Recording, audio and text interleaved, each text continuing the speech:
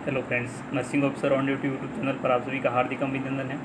आज हम एक बहुत ही इंपॉर्टेंट काफ़ी दिनों बाद लेके आ रहे हैं कीमोथेरेपी एंटी कैंसरल ड्रग है जो कि बहुत ही इंपॉर्टेंट है। एक मेडिकल फील्ड से रिलेटेड होने के नाते, एक नर्सिंग प्रोफेशन होने के नाते कीमोथेरेपी क्या है, क्या इसका यूज़ है, क्या इसकी साइड इफ़ेक्ट हैं, कैसे इसको देना है हमें, क्या हमारा नर्सिंग एक्शन है, क्या नर्सेज रूल हैं, किस रूट से देते हैं, क्या क्या इसके साइड इफ़ेक्ट हैं, इसके देने के बाद कौन कौन से हमें सावधानियाँ रखनी है, कौन कौन से प्रिकॉशन रखने हैं, कौन कौन से हमें नर्स पेशेंट को गाइडेंस करना है। तो ये एक कीमोथेरेपी टॉपिक है जो अब हम आगे आज इसी लेक्चर के अंदर डिस्कशन करेंगे। तो सबसे पहले हम जानेंगे कि कीमोथेरेपी क्या है। तो आइए फ्रेंड्स, हम जानते हैं बिना किसी देरी के कीमोथेरेपी क्या है। तो चलिए,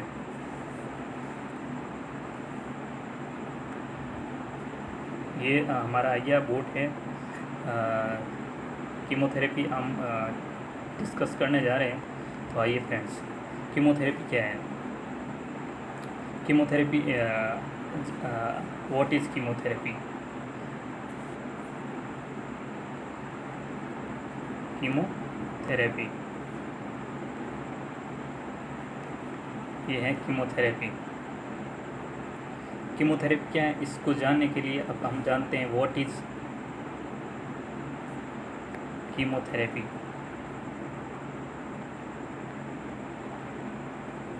व्हाट इज़ कीमोथेरेपी, कीमोथेरेपी क्या है, व्हाट इज़ कीमोथेरेपी। कीमोथेरेपी को जानने से पहले हमें समझना होगा कि कीमोथेरेपी यूज़ क्यों करते हैं। कीमोथेरेपी है एंटी कैंसर ड्रग। तो एंटी कैंसर ड्रग है, तो एंटी कैंसर ड्रग जानने से पहले हमें जानना होगा कैंसर, व्हाट इज़ कैंसर। तो कैंसर, तो व्हाट इज़ कैंसर, कैंसर क्या है। तो कैंसर जानने से पहले आप जानते होंगे कैंसर क्या है। आप अभी बोलेंगे कि सर कैंसर तो एक वो है एबनॉर्मल ग्रोथ ऑफ सेल, लेकिन इसकी राइट डेफिनेशन क्या है उसको समझने के लिए हमें समझना होगा सेल साइकिल। एक सेल साइकिल, तो नॉर्मल सेल साइकिल आप सब जानते होंगे कि नॉर्मल सेल साइकिल के अंदर नॉर्मल सेल साइकिल दो फेज़ के अंदर कंप्लीट होता है। Normal cell cycle completed in two phase, completed in two phase. तो कौन कौन सी टू फेज़ हैं वो जानते हैं हम। सबसे पहली फेज़ है इंटरफेज, और सेकंड है हमारी एम फेज़।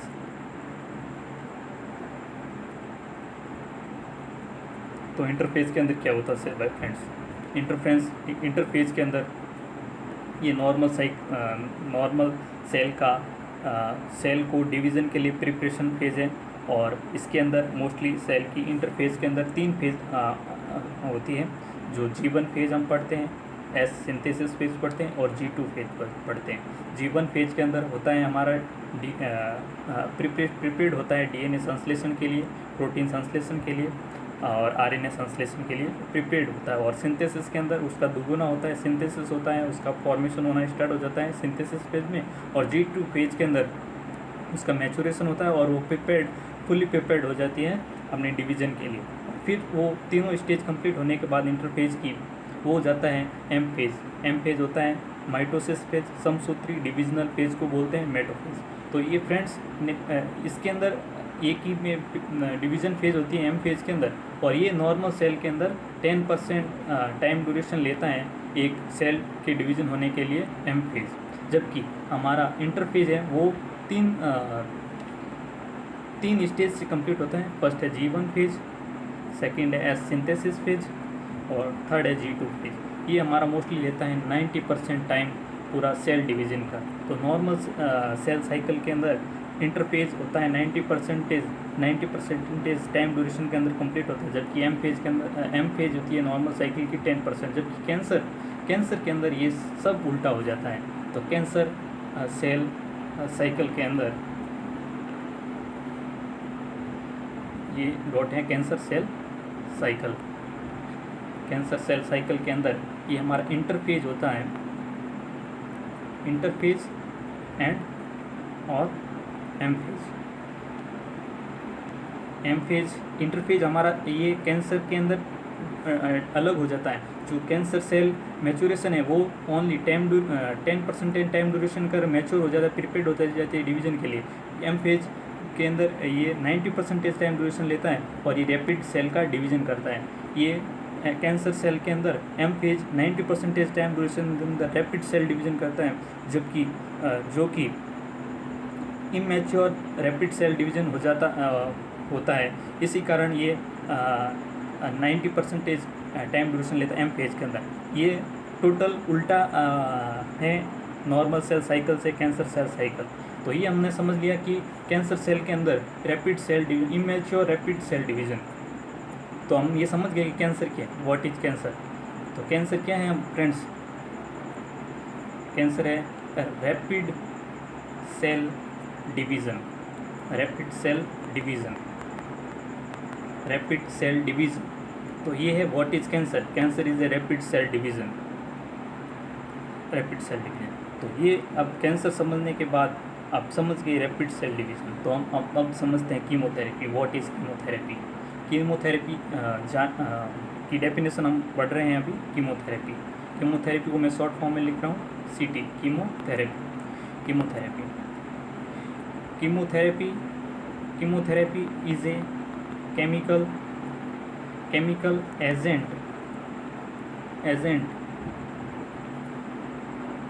used for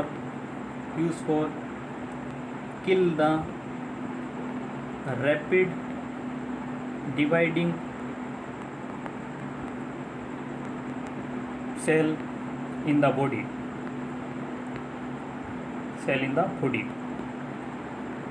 तो कीमोथेरेपी क्या है? कीमोथेरेपी वो केमिकल एजेंट है जो कि बॉडी के अंदर वो जो भी रैपिड सेल डिवाइडेड हो रही है उसको किल करने का काम करती है हमारी कीमोथेरेपी। तो इस हिसाब से तो हमारी बॉडी के अंदर बहुत सारी रैपिड सेल डिवाइड होती है। तो उसको समझते हैं कि ऐसी कौन कौन सी सेल है जो हमारी बॉडी के अंदर रैपिड डिवाइड करती है। क्योंकि फ्रेंड्स हमारी जो हेयर है वो भी तो रैपिड ग्रोथ करते हैं, हर महीने उसको कटवाना पड़ता है। हमारे नेल्स हैं, 2 वीक्स के अंदर हमें हमारे नेल कटवाने पड़ते हैं। और कौन से हैं रैपिड सेल डिवीज़न फ्रेंड्स? बताइए, जल्दी बताएं। तो बहुत सारे फ्रेंड्स बॉडी के अंदर ऐसे ऑर्गन्स हैं जो हमारे देखो ब्लड सेल्स हैं, वो भी 120 डेज़ के अंदर कंप्लीट लाइफ स्पान होता है उसका। हमारे प्लेटलेट्स का 7 डेज़ होता है और 15 to 20 डेज़ होता है। हमारा WBC का भी लाइफ स्पान बहुत कम होता है और वो भी एक टाइम ड्यूरेशन के बाद न्यू उसका फॉर्मेशन होता है। तो उसके बाद हम समझ गए कि कीमोथेरेपी केमिकल एजेंट है जो किल करता है rapid cell division in the body. वो हर रैपिड सेल डिवीजन बॉडी के अंदर जो हो रहा है उस सेल को किल करने का काम करती है कीमोथेरेपी। तो इस रैपिड सेल अब हमें समझना होगा रैपिड सेल क्या होता है, कि वो बॉडी के अंदर वो कौन से सेल हैं जो रैपिड ग्रोथ कर रहे हैं और ये कीमोथेरेपी उस रैपिड सेल को किल कर देगी। तो वो हम समझते हैं रैपिड सेल। तो बॉडी के अंदर फ्रेंड्स कौन कौन से रैपिड सेल हैं? Rapid cell in the body, rapid cell in the body, in body. तो वो हम रैपिड सेल पढ़ते हैं फ्रेंड्स। सबसे पहला आता है हेयर सेल है। वो हमारी बॉडी के अंदर बहुत जल्दी ग्रोथ करती है। 1 मंथ के अंदर वापस न्यू कंप्लीट हो जाता है इसका फॉर्मेशन, और ये हमें कटवाने भी पड़ते हैं बाबू के पास जाके। तो फ्रेंड्स हेयर की ग्रोथ होती है, तो ये हेयर की सेल को भी किल करने का काम करती है। तो हेयर की सेल कीमोथेरेपी वाले पेशेंट के अंदर ये हेयर भी ग्रोथ करते हैं रैपिड सेल। और सेकेंड है हमारा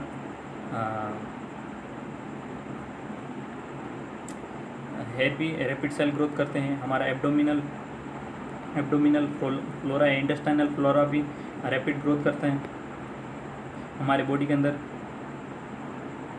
हमारे गेमिट्स भी रैपिड ग्रोथ करते हैं। और फ्रेंड्स और कौन से हैं हमारे बॉडी के अंदर रैपिड ग्रोथ करने वाले, तो वो देखते हैं फ्रेंड्स।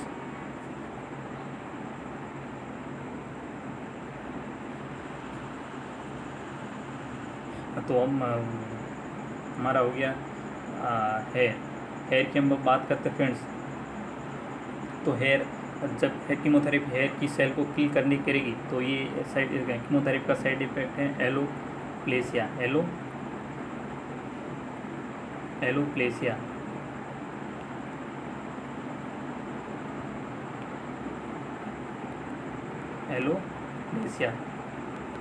एलोप्लेसिया करता है। एब्डोमिनल फ्लोरा को ये कैसे सेल किल करेगी तो मैक्सिमम क्या होगा फ्रेंड्स, डायरिया होगा। क्या होगा? डायरिया। और ये हमारी बॉडी के अंदर हमारे गैमिट्स हमारे बनते हैं। गैमिट्स कौन कौन से? स्पर्म एंड ओवम, तो उसको भी ये किल करेगी। तो ये क्या करेगी? मेल के अंदर कीमोथेरेपी का ये किल करेगी। तो मेल के अंदर इसका साइड इफेक्ट देखने को मिलेगा। कीमोथेरेपी वाले पेशेंट के अंदर इनफर्टिलिटी भी देखने को मिलेगी। इनफर्टिलिटी तो ये इसका साइड इफ़ेक्ट है कीमोथेरेपी का, क्योंकि ये सब सारी की सारी सेल रैपिड ग्रोथ कर रही है बॉडी के अंदर, ये सब उसको किल करने का काम करती है। और ये क्या करती है? और बोन मेरो सप्रेशन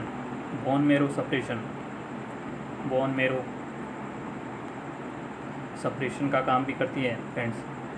तो इसमें इस वाले पेशेंट के अंदर और बोन मेरो सप्रेशन का काम मीन्स ये बोन मेरो की सेल रैपिड ग्रोथ करती है तो उसको भी किल करेगी। तो हमें पेशेंट कीमोथेरेपी वाले पेशेंट के अंदर साइड इफेक्ट कीमोथेरेपी वाली पेशेंट के अंदर साइड इफेक्ट होगा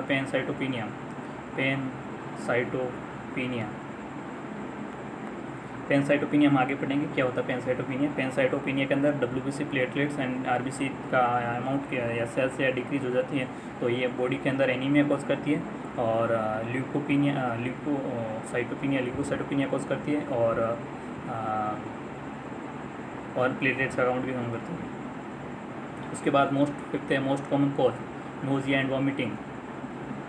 friends, most common cause of chemotherapy, ये क्वेश्चन एग्जाम का क्वेश्चन है। Most common cause of chemotherapy,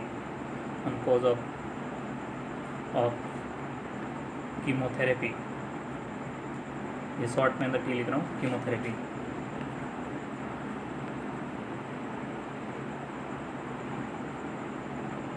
cause of chemotherapy तो कौन सा है? Nausea and vomiting. Nausea and vomiting क्या होती है फ्रेंड्स कीमोथेरेपी वाले पेशेंट के अंदर?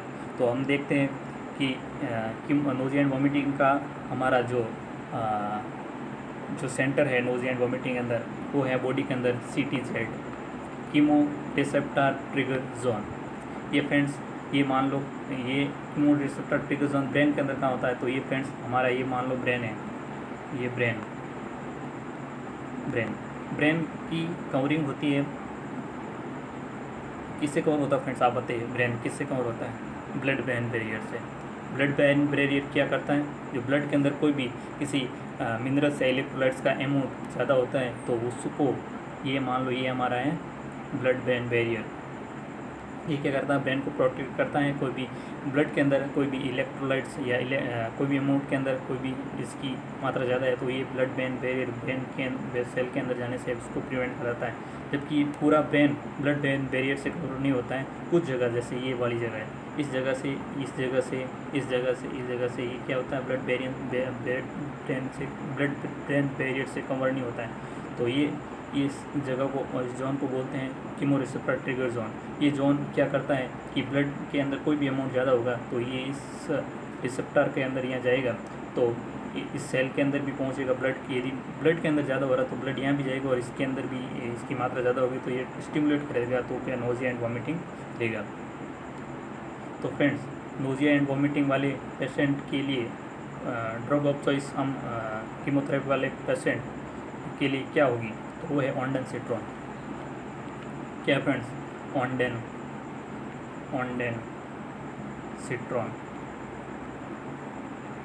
ऑन्डेनसिट्रॉन ये मार्केट के अंदर एम सेट के नाम से भी अवेलेबल हैं। आप ऑन्डेनसिट्रॉन मोस्टली हॉस्पिटल के अंदर भी अवेलेबल है। तो ये किसके लिए यूज़ है फ्रेंड्स? तो अब आप ऑन्डेनसिट्रॉन के बारे में जानते हैं। ये ड्रग ऑफ चॉइस है कीमोथेरेपी इंड्यूस वॉमिटिंग के लिए। फ्रेंड्स, इसके बाद हम नेक्स्ट बात करते हैं नेक्स्ट हमारा कीमोथेरेपी का साइड इफ़ेक्ट की बात करते हैं, क्योंकि ये सब हमारी ये नोजिया एंड वोमिटिंग ये सभी क्या करते हैं, इसके ऊपर वाले जो भी साइड इफेक्ट हमने पढ़े 4 तक, ये सभी रैपिड सेल डिवीड हो रही थी, सेल उसको किल कर रही थी, और ये कीमोथेरेपी की साइड इफ़ेक्ट थे, क्योंकि कीमोथेरेपी वजह से हो रहे थे, और नोजिया एंड वोमिटिंग कीमोथेरेपी वजह से हो रही थी, और ये इसको हम रिड्यूस करने के लिए हम इसको ऑन्डेंसिट्रोन हम देते हैं, अगले पेशेंट को देते हैं, नोजिया एंड वोमिटिंग रुक जाए। उसके बाद हम फ्रेंड्स हमारी नेक्स्ट कीमोथेरेपी के अगले पड़ाव में हम जाते हैं। तो कीमोथेरेपी के नेक्स्ट पड़ाव नेक्स्ट साइड इफेक्ट है ट्यूमर लाइसिस सिंड्रोम। ये friends tumour lysis syndrome most common है।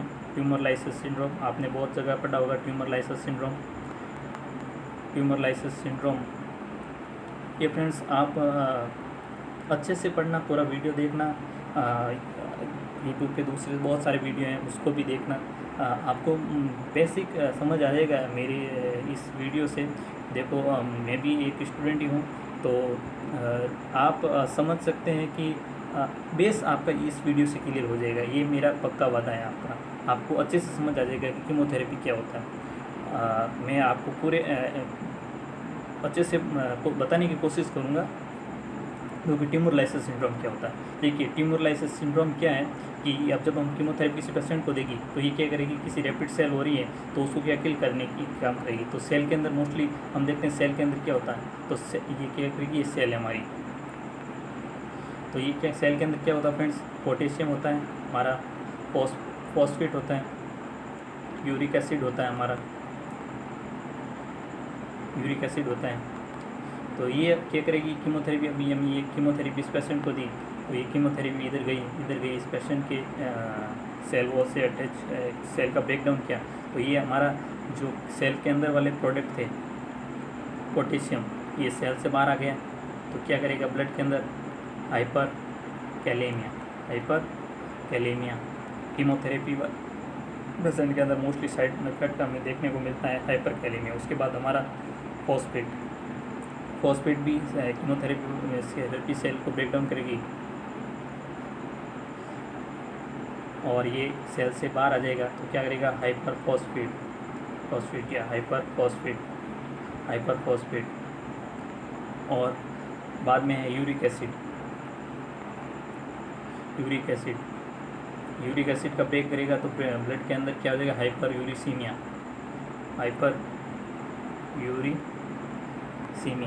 ये तीसरा साइड इफेक्ट है ट्यूमर लाइसिस सिंड्रोम का, कीमोथेरेपी वाले पेशेंट के अंदर देखने को मिलता है हाइपर यूरिसीमिया। तो हाइपर यूरिसीमिया क्या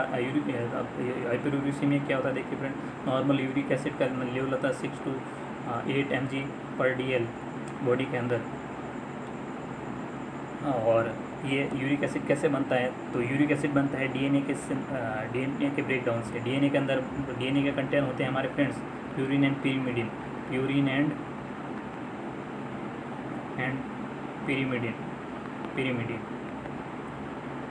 पिरीमिडिन। तो ये क्या करता है फ्रेंड्स, यूरिक एसिड बनता है हमारे प्यूरिन से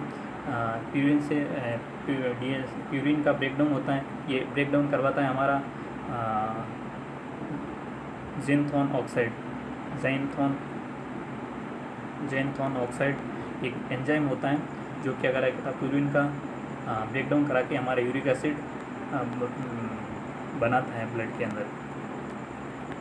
तो इससे सबसे सेल का ब्रेकडाउन होगा और डीएनए का ब्रेकडाउन होगा तो यूरिक एसिड बनेगा, प्यूरिन का ब्रेकडाउन कराएगा, ज़ैंथोन ऑक्साइड एंजाइम करवाएगा और ये यूरिक एसिड फॉर्मेशन करेगा। तो इससे यूरिक एसिड का ब्लड ब्रेकडाउन होगा सेल का, तो ये ब्लड में के अंदर आएगा और हाइपर यूरिसीमिया करेगा। तो फ्रेंड्स अभी हम सेकंड साइड इफेक्ट देखते हैं ट्यूमर लाइसिस सिंड्रोम का, कीमोथेरेपी वजह से हो रहा था वो हाइपर यूरिसीमिया होगा फ्रेंड्स। तो क्या कॉज करेगा फ्रेंड्स, हाइपोकैल्सीमिया क्यों करेगा फ्रेंड्स, क्योंकि यदि फॉस्फेट विद परमाणुपाती है कैल्शियम फ्रेंड्स, पैराथायरॉयड ग्लैंड के द्वारा कैल्शियम सिक्रीट करवाती है हमारे बॉडी के अंदर, और यदि कैल्शियम का बॉडी के अंदर लेवल इंक्रीज़ हो रहा है तो क्या करेगा, फॉस्फोरस का लेवल कम हो जाएगा। यदि फॉस्फोरस का लेवल इंक्रीज हो रहा है तो कैल्शियम का लेवल कम हो जाएगा। ये दोनों व्युत्क्रमानुपाती है। ये आप समझ लीजिए, ये आप एंडोक्राइन सिस्टम पढ़ेंगे तो कैल्शियम और फॉस्फोरस का रिलेशनशिप वहाँ अच्छे से आप पढ़ पाएंगे।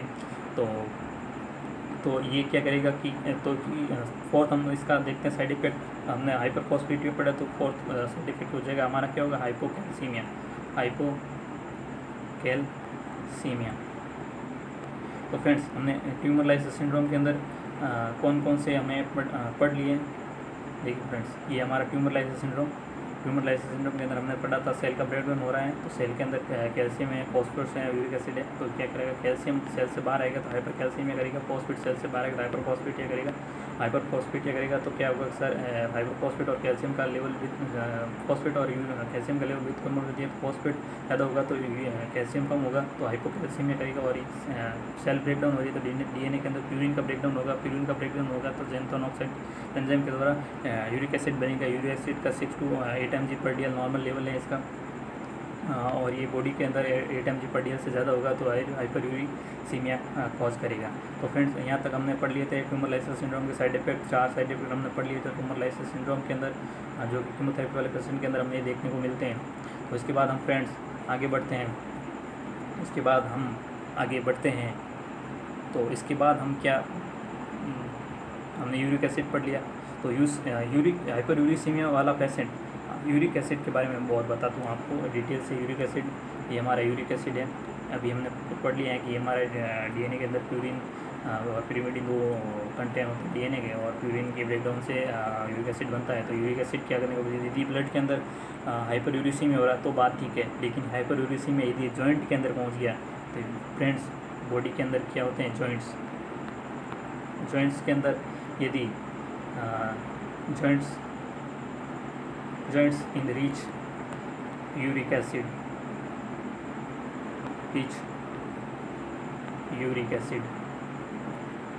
its cause क्या करेगा फ्रेंड्स, यदि हाइपरयूरिसीमिया ब्लड के अंदर है तो ठीक है, यदि ये यूरिक एसिड जॉइंट्स के अंदर पहुंच गया तो क्या करेगा फ्रेंड्स,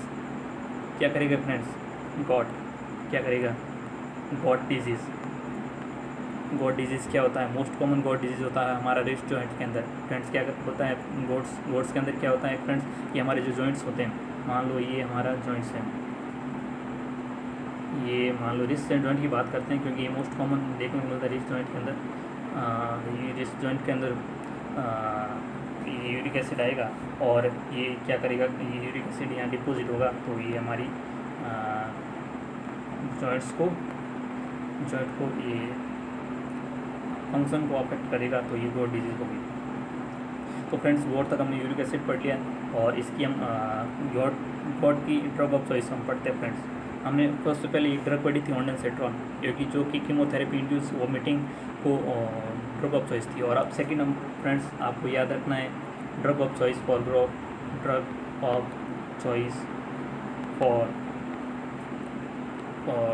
गॉट डिजीज़।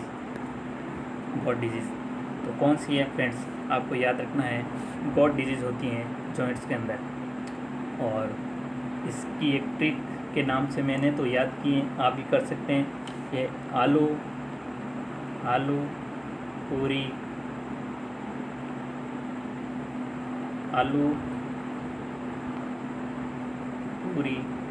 नॉल, यही फ्रेंड्स आलू पूरी नॉल है, गॉट की ड्रग ऑफ चॉइस है। ये इसके गॉट डिजीज़ के ट्रीट करने के लिए एलोपुरिनॉल ड्रग है, जो कि कीमोथेरेपी वाले पेशेंट के अंदर गॉट डिजीज़ होती है, और गॉट डिजीज़ वाले कोई भी पेशेंट की ड्रग ऑफ चॉइस है एलोपुरिनॉल, ये आपको याद रखना है फ्रेंड्स। इसके बाद ये हमारा साइड इफेक्ट यहाँ कंप्लीट होता है। उसके बाद हम पढ़ते हैं फ्रेंड्स नर्सिंग रिस्पॉन्सिबिलिटी। क्या पढ़ते हैं फ्रेंड्स, नर्सिंग रिस्पॉन्सिबिलिटी।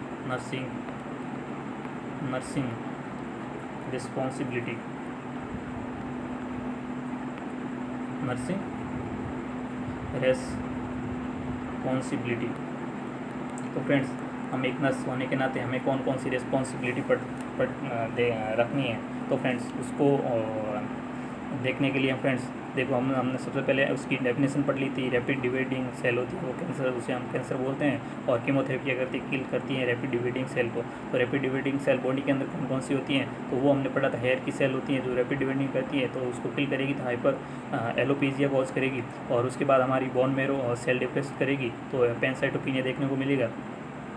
पेनसाइटोपीनिया देखने को मिलेगा, और हमारे एब्डोमिनल की इंटेस्टाइन की फ्लोरा को किल करेगी तो डायरिया देखने को मिलेगा। और उसके बाद हमारी गैमिट्स है बॉडी के अंदर स्पर्म, तो उसको ये किल उसकी सेल को किल करेगी तो फर्टिलिटी देखने को मिलेगी। वो बच्चे नपुंसक हो जाएंगे बच्चे, और बच्चे पैदा नहीं कर पाएगा। वो मैन वुमेन भी हो सकता है।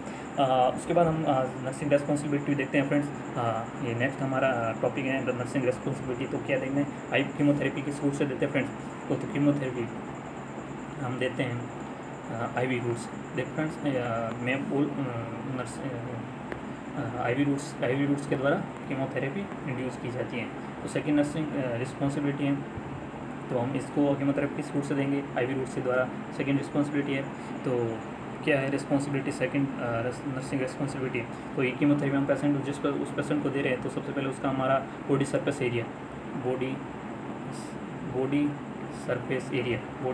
एरिया मेज़र करना है, क्योंकि कीमोथेरेपी उसकी डोज एक लिमिट तक हम उसको डिसाइड करके ही देते हैं पेशेंट।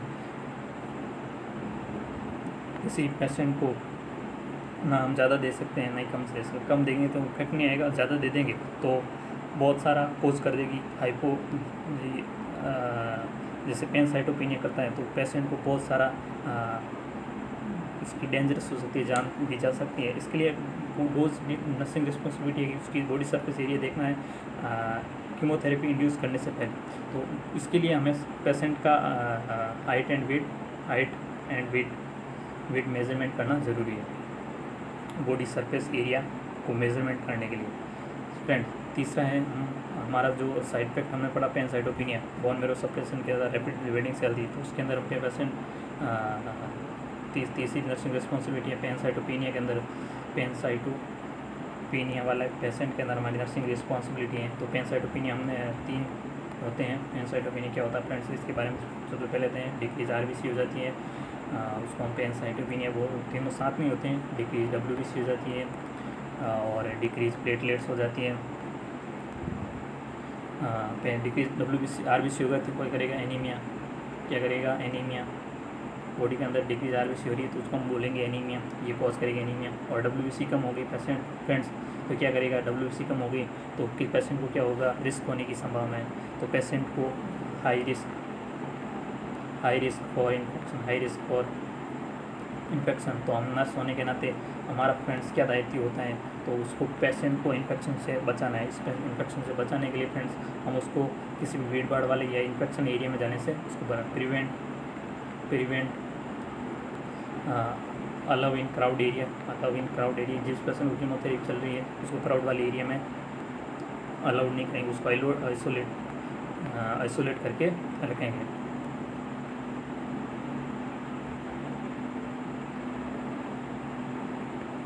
और सेकेंड हमें हमारी कुछ पेशेंट को कीमोथेरेपी जिस immune suppression risk of infection है, तो हमें उसको इम्यून सप्रेसेंट नहीं देंगे, और उसको लाइव वैक्सीनेशन से भी हम उसको प्रिवेंट करेंगे। क्योंकि पेशेंट हम उसको पहले से भी उसकी फ्रेंड्स WBC कम है, और हम उसको यदि लाइव वैक्सीन दे दी तो उसको कोई भी उसकी डिजीज़ होने के चांसेस, जैसे BCG हम BCG में इम्यून सप्रेशन वाले पेशेंट को दे रहे हैं, तो आगे से उससे पहले से भी उसकी इम्यून सप्रेस है, और यदि BCG हमने उसको दे दिया तो क्या करेगा, TB उसको पेशेंट को हो जाएगी। तो हमें लाइव वैक्सीनेशन से भी उसको प्रिवेंट करवाना है।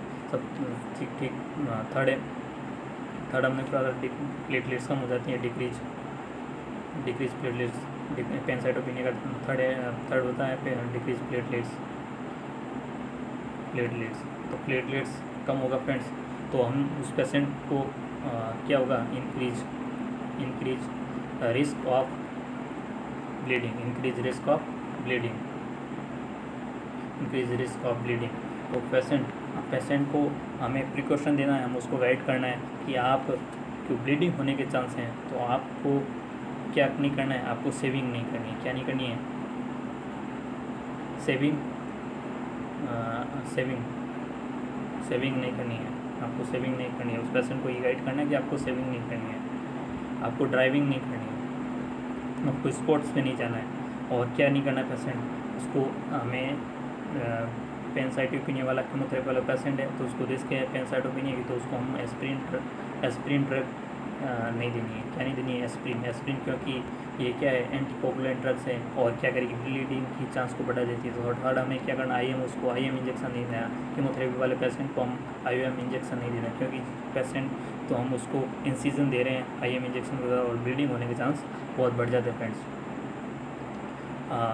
यहाँ तक हमने पढ़ लिया फ्रेंड्स हमारी नर्सिंग रिस्पॉन्सिबिलिटी। और हम नेक्स्ट पढ़ लें और हमारी नर्सिंग रिस्पॉन्सिबिलिटी क्या होती है, वो हम पढ़ लेते हैं फटाफट से।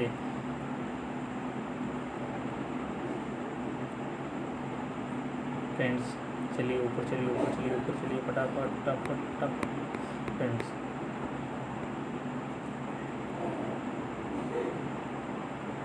ये आगे फ्रेंड्स। और रिस्पॉन्सिबिलिटी, नर्सिंग रिस्पॉन्सिबिलिटी क्या होती है, तो उसको पैनसाइटोपिनिया हो रहा था फ्रेंड्स। तो उसके लिए हमने नर्सिंग रिस्पॉन्सिबिलिटी है कि उसको ब्लीडिंग से प्रिवेंट करवाना है। तो और हमारी नर्सिंग रिस्पॉन्सिबिलिटी है उसको हम IV रूट्स के द्वारा कीमोथेरेपी दे रहे हैं। तो हमें उस पेशेंट को क्या करना फ्रेंड्स, उसकी चेंज IV सेट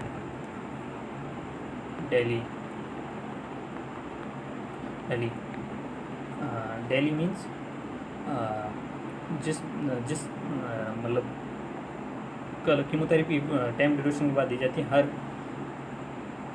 पर कीमोथेरेपी, जैसे हम बोल सकते हैं पर कीमोथेरेपी के अंदर हमारा IV सेट कैनुला वो चेंज करना है, क्योंकि पेशेंट कीमोथेरेपी वाले IV सेट हम देंगे तो IV सेट के अंदर प्रॉब्लम क्या कॉज करता है, IV सेट फिलोपिलाइटिस कॉज करता है, इन्फेक्शन इन वेन्स कॉज करता है IV कैनुला। तो उससे क्या होगा, पेशेंट जो हम एक ही बार उसको देंगे, पेशेंट को उस जगह पे रखेंगे तो फिलोपिलाइटिस होने के चांस है। तो वो हमें उसको चेंज करना है, फिलोपिलाइटिस IV रूट कैनुला को चेंज करना है। और हम साइड इफ़ेक्ट पढ़ना भूल गए थे फ्रेंड्स। और साइड इफ़ेक्ट है कीमोथेरेपी का, वो है साइकोसोशल साइड इफ़ेक्ट क्या है फ्रेंड्स, वो हम देखते हैं। साइकोसोशल साइड इफ़ेक्ट हैं हमारे फ्रेंड्स। देखिए फ्रेंड्स, मोस्टली क्या होता है कि हम एक सोसाइटी के अंदर रहते हैं। तो अभी चल रहा है कोरोना। तो कोरोना के अंदर किसी भी पेशेंट के अंदर कोरोना हो गया तो फ्रेंड्स, तो फैमिली वाले उससे दूर हो जाते हैं, आइसोलेट हो जाते हैं, क्वारंटाइन कर देते हैं, उसके पास जाने से डरते हैं। तो सर फ्रेंड्स, कीमोथेरेपी वाले पेशेंट के अंदर क्या हो रहा है, रैपिड सेल डिविड हो रही है, और ये कीमोथेरेपी फील करती है रैपिड सेल डिविडेंट को, उस पर हेयर की ग्रोथ रैपिड हो रही थी और उसके हेयर जल लॉस हो जाते हैं। तो एलोपेशिया होता है। एलोपेशिया वाले पेशेंट के अंदर साइकोसोशली क्या हो जाता है, उसका साइड इफेक्ट है कि उसको सोसाइटी के अंदर उसको अफेक्ट करती है, उसके माइंड सेट के अंदर एलोपेशिया वाले पेशेंट को एलोपेशिया। और सेकंड है इनफर्टिलिटी। ये दो कोज है फ्रेंड्स मोस्ट कॉमन, एलोपेशिया और इनफर्टिलिटी। एलोपेशिया के अंदर हेयर जड़ जाते हैं, देखो बॉयज़ के अंदर रहता है तो वो टोपी पहन लेता है, लेकिन फीमेल के अंदर है तो वो टकली हो जाती है, उसके हेयर लॉस हो जाते हैं। तो उसको सोसाइटी के अंदर उसको जाने से उसको डर लगता है, लेकिन ऐसा सोसाइटी के अंदर कुछ नहीं है, आज एजुकेटेड है हर कुछ। तो ये क्या है, एलोपेशिया तो हेयर तो रिवर्सिबल है, ये है रिवर्सिबल है, वापस आ जाते हैं, ऐसा कुछ बात नहीं है, 6-7 महीने के अंदर वापस आ जाते हैं। लेकिन इनफर्टिलिटी, एक बार इनफर्टिलाइट हो गया तो ये रिवर्सिबल ये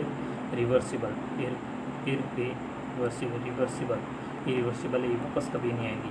तो ये फ्रेंड्स हमारे साइड इफेक्ट हो गए हैं। नर्सिंग रोल क्या है वो हमने पढ़ लिया ऊपर, क्या हमारा नर्सिंग रोल है। और फ्रेंड्स एक नर्सिंग रोल है हमारी डाइट। साइकोसोशल साइड इफेक्ट हमें मुझे याद आ गया बीच में, इससे पहले मैं वो नर्सिंग रोल ही पढ़ा रहा था, मैं भूल गया था, सॉरी। नर्सिंग रोल देखते हैं। नर्सिंग रोल वेरी इंपॉर्टेंट है। नर्सिंग रोल देखते हैं। नेक्स्ट नर्सिंग रोल है डाइट। हम डाइट क्या देंगे कीमोथेरेपी वाले पेशेंट। तो देखिए फ्रेंड्स, हमने साइड इफेक्ट पढ़े थे सबसे पहले, तो उसके अंदर क्या हो रहा था, ये कि एब्डोमिनल इंटेस्टाइन फ्लोरा को डिस्ट्रॉय कर रहा था। तो क्या हो रहा था, डायरिया को रोकने के लिए हम उसको फ्रेंड्स को देंगे लो फाइबर डाइट, क्योंकि friends high fibre diet constipation के अंदर देते हैं। और क्या करता है high fibre diet peristaltic movement को क्या करता है फ्रेंड्स, बढ़ा देता है। लेकिन लो फाइबर डाइट देंगे तो क्या होगा, उसको डायरिया ट्रीट करने के अंदर low fibre diet prevent diarrhoea. Second है हमारा, उसको देते हैं low purine diet. Friends, low purine diet क्यों देंगे? क्योंकि अभी हमने पढ़ा था डीएनए सेल का ब्रेकडाउन हो रहा है और सेल का डीएनए का ब्रेकडाउन हो रहा है प्यूरिन जैंथेन ऑक्सीडेज एंजाइम के द्वारा यूरिक एसिड के अंदर बन रहा है और गोट डिजीज़ कॉज करती है। तो उससे प्रिवेंट करने के लिए फ्रेंड्स उसको हम देखेंगे लो प्यूरिन डाइट। तो क्या करेंगे, यूरिक एसिड का भी फॉर्मेशन कम होगा। तो उसके लिए हम देते हैं low purine diet. Uric acid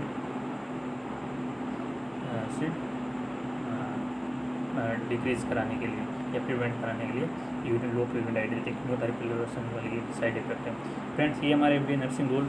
इसके बाद हम पढ़ते हैं कौन कौन से कीमोथेरेपी केमिकल एजेंट है। कीमोथेरेपी कौन कौन से एजेंट है फ्रेंड्स? केमिकल एजेंट है कीमोथेरेपी के। तो वो सब उसके बाद हम साइड इफेक्ट हो गए, नर्सिंग रूल हो गए। उसके बाद हम पढ़ते हैं केमिकल एजेंट कौन कौन से कीमोथेरेपी के अंदर। फर्स्ट केमिकल एजेंट है एल्केलाइन एजेंट। कीमोथेरेपी का फर्स्ट एजेंट है एल्केलाइन एजेंट। इसके अंदर कौन कौन से ड्रग है फ्रेंड्स, वो वन बाई वन हम देखते हैं। तो सबसे पहले फ्रेंड्स है एल्केलाइन एजेंट है कीमोथेरेपी का केमिकल एजेंट है, तो वो है हमारा चिलोप्लास्टिन।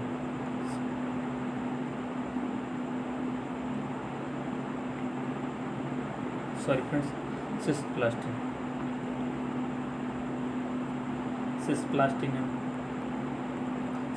है। बी है फ्रेंड्स हमारा साइक्लोफॉस्फेमाइड।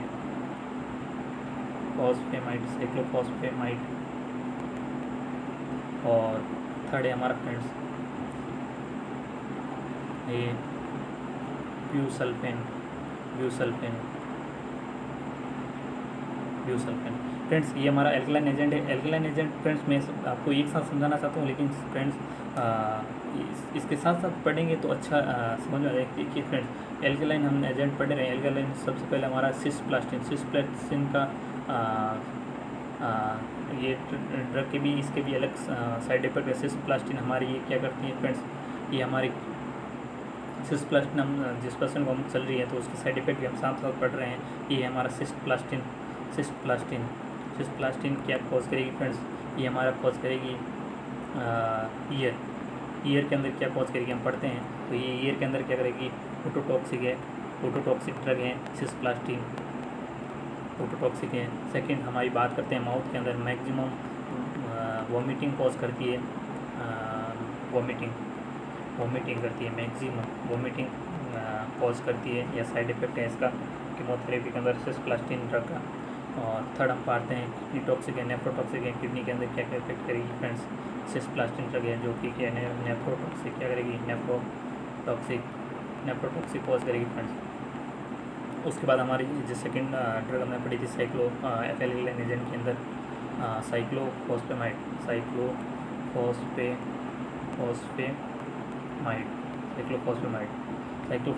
क्या कॉज करेगी फ्रेंड्स, ये हमारे करेगी गाल ब्लेडर के अंदर क्या करेगी, गाल ब्लेडर के अंदर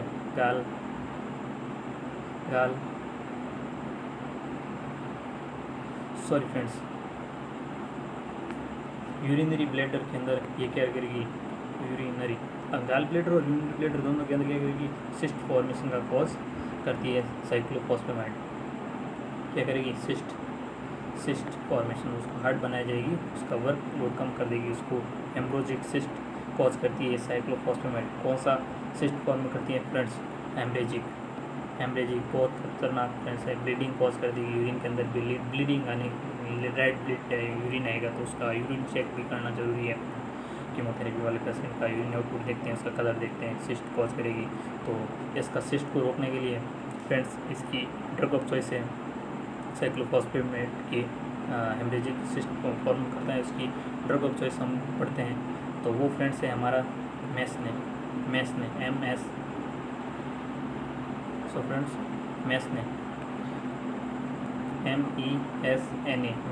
मेसने नाम से ये क्या आती है, ड्रग ऑफ चॉइस है सिस्ट साइक्लोफॉस्फेमाइड, ये जो कि ब्लेडर के अंदर सिस्ट फॉर्मेशन करती है, हेमरेजिक सिस्ट फॉर्मेशन की उसकी ड्रग ऑफ चॉइस है हेमरेजिक सिस्ट की ड्रग ऑफ चॉइस है, ड्रग ऑफ चॉइस है कौन सी है, ये एमनेस्न है।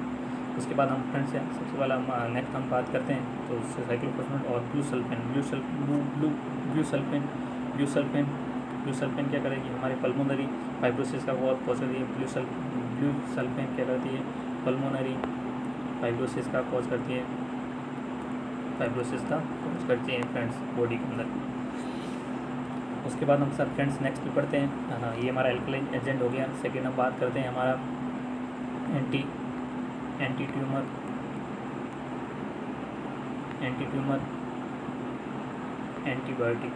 एंटीबायोटिक कौन सी ड्रग है फ्रेंड्स, तो वो हम देखते हैं फटाफट। एंटी ट्यूमर एंटीबायोटिक ड्रग कौन सी है फ्रेंड्स, सबसे पहले था हमारा डॉक्सीरुबिसिन, ये हमारी फर्स्ट है डॉक्सीरुबिसिन है। डियोनोरुबिसिन, ये फ्रेंड्स दोनों ड्रग हैं कौन सी है, एंटी ट्यूमर एंटीबायोटिक ड्रग्स है, डॉक्सीरुबिसिन है, डियोनोरुबिसिन। ये फ्रेंड्स दोनों ड्रग्स हैं। ये दोनों ड्रग्स क्या कॉज करती है फ्रेंड्स, कार्डियाटाइटिस,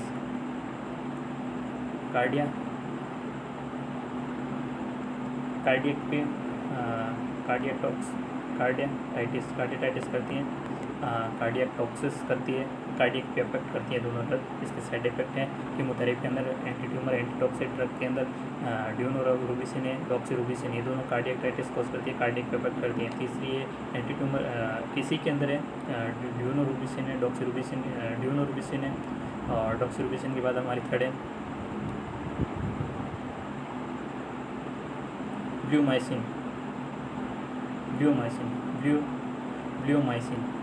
ब्लूमाइसिन भी क्या करती है फ्रेंड्स, ब्लूमाइसिन का भी ये क्या करती है, पल्मोनरी फाइब्रोसिस लंग्स पे अफेक्ट करती है।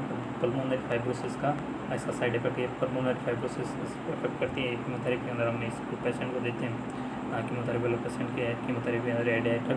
और थर्ड हमारी फ्रेंड्स ये तीनों हमने इसके एजेंट पढ़ लिए। और थर्ड है हमारी कीमोथेरेपी के केमिकल एजेंट है। उसके बाद हम बात करते हैं मेटाबोलाइट्स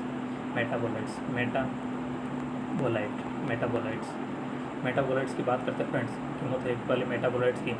तो सबसे पहला हमारा आता है थर्ड केमिकल एजेंट के अंदर कीमोथेरेपी के मेटाबोलाइट्स मेथोट्रेक्सेट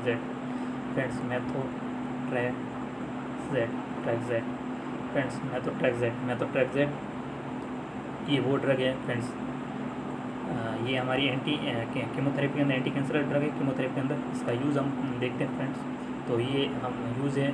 फिर अदर यूज़ हम फ्रेंड्स इसकी बात करते हैं। तो ये एक्टोपिक प्रेगनेंसी के अंदर उसको भी हम उस फीमेल को भी देते हैं, एक्टोपिक प्रेगनेंसी वाली फीमेल को भी मेथोट्रेक्सेट ड्रग यूज़ करते हैं। और रूमेटॉइड अर्थराइटिस वाले पेशेंट के अंदर मेथोट्रेक्सेट भी मेथोट्रेक्सेट ड्रग यूज़ करते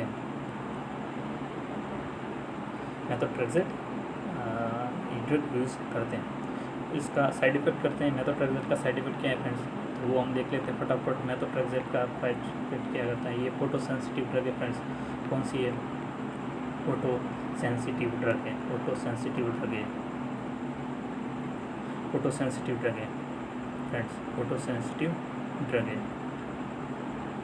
मेथोट्रेक्सेट। इसका साइड इफेक्ट है, तो ये हमने पढ़ लिया, फोटो सेंसिटिव है, एक फॉरेस्टनेस वॉइस भी करती है मेथोट्रेक्सेट ड्रग। उसके बाद हमारा मेटाबोलाइट्स एंटीमेटाबोलाइट्स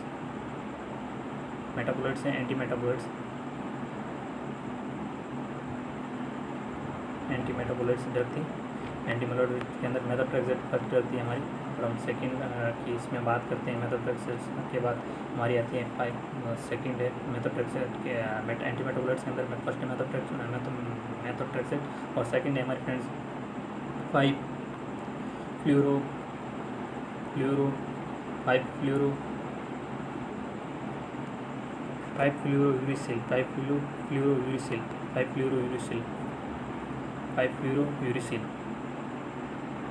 5-फ्लोरोयूरिसिल। ये भी फ्रेंड्स ये हमारे टोसिस कॉज करती है। टोसिस मतलब ये हमारी जो ये माइस्थेनिया ग्रेविस वाले पेशेंट को टोसिस इसका साइड इफेक्ट है। टोसिस कॉज करती है, ये माइस्थेनिक रेसिडुअल अल्फाशन का मोस्ट कॉमन कॉज साइड में सिम्टम है टोसिस। और उसके बाद इसका थर्ड है मेटाबॉलिक ड्रग का सिक्स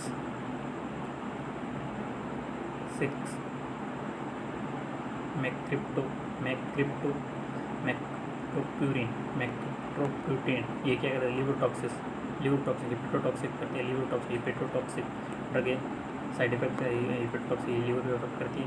तो फ्रेंड्स हमारा फोर्थ केमिकल एजेंट की हम बात करते हैं, तो वो हमारा फ्रेंड फोर्थ केमिकल एजेंट है हमारा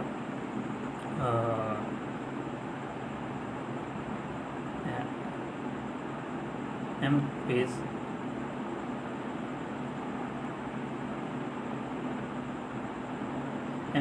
इनिबिटर है, एम फेज इनिबिटर ये केमिकल एजेंट है कीमोथेरेपी के अंदर। फोर्थ केमिकल एजेंट इसमें हम पढ़ते हैं, सबसे पहले है विनक्रिस्टिन फ्रेंड्स है विनक्रिस्टिन का हम साइड इफेक्ट पढ़ लेते हैं। ये विनक्रिस्टिन और सेकंड हमारी ड्रग है विनब्लास्टिन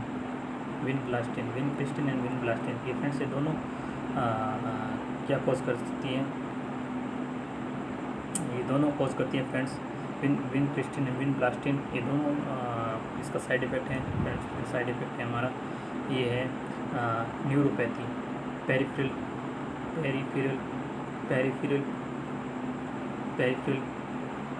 न्यूरोपैथी कॉज करती है फ्रेंड्स। पेरिफेरल न्यूरोपैथी कॉज करती है। तो फ्रेंड्स इसके अंदर पेरिफेरल न्यूरो वाले पेशेंट के अंदर हमने इसके साइड इफेक्ट को किया कि पेशेंट क्या कंप्लेंट करेगा, नम्बनेस। कीमोथेरेपी वाले पेशेंट क्या करेगा, नम्बनेस बोलेगा कि पेशेंट मुझे क्या हो रही है, नम्बनेस हो रही है, ये उसको बोले पेरिफेरल न्यूरोपैथी हो रही है, उसको नम्बनेस फील होगी, उसके लिम्स के अंदर नम्बनेस फील होगी। फ्रेंड उसके बाद हमारी है एक अदर ड्रग है कीमोथेरेपी के अंदर, वो हम पढ़ते हैं प्यूब्लास्टिन है, ये अदर ड्रग है, केमिकल एजेंट का अदर यूज है, उसका फिफ्थ हम बोल सकते हैं प्यूब्लास्टिन क्या करती है फ्रेंड्स, ये भी कीमोथेरेपी के एक साइड इफेक्ट है वो बॉडी के अंदर। तो ये इधर तक ये हमारे फिफ्थ केमिकल एजेंट खत्म हो गए फ्रेंड्स। यहाँ तक थी हमारे आज की ये जर्नी कीमोथेरेपी। आई होप आपको भी एक बेसिक इंट्रोडक्शन देखने को मिलेगा। आप पूरा वीडियो देखेंगे तो अच्छे से इसको समझ में आ जाएगा कि बेसिक कीमोथेरेपी क्या है, कीमोथेरेपी कैसे इंड्यूस करती है। एक बार ये लेक्चर देखने के बाद आप इसके नोट्स देखेंगे, आप बुक्स के अंदर देखेंगे तो आपका 100% आपका 16 मार्क्स का ये क्वेश्चन है कंप्लीट हो जाएगा यहाँ से। क्योंकि RUHS मानो कि एम्स वैकेंसी के अंदर इस टाइप से आपको बहुत 20% ये कंप्लीट होता होगा, लेकिन RUHS एग्ज़ाम से 16 मार्क्स का क्वेश्चन आपको यहाँ मिलेगा कंप्लीट। तो ओके फ्रेंड्स, इसी के साथ थैंक यू वेरी मच और लाइक एंड शेयर करिएगा। ये आपके भाई का चैनल है, इसी के साथ थैंक यू।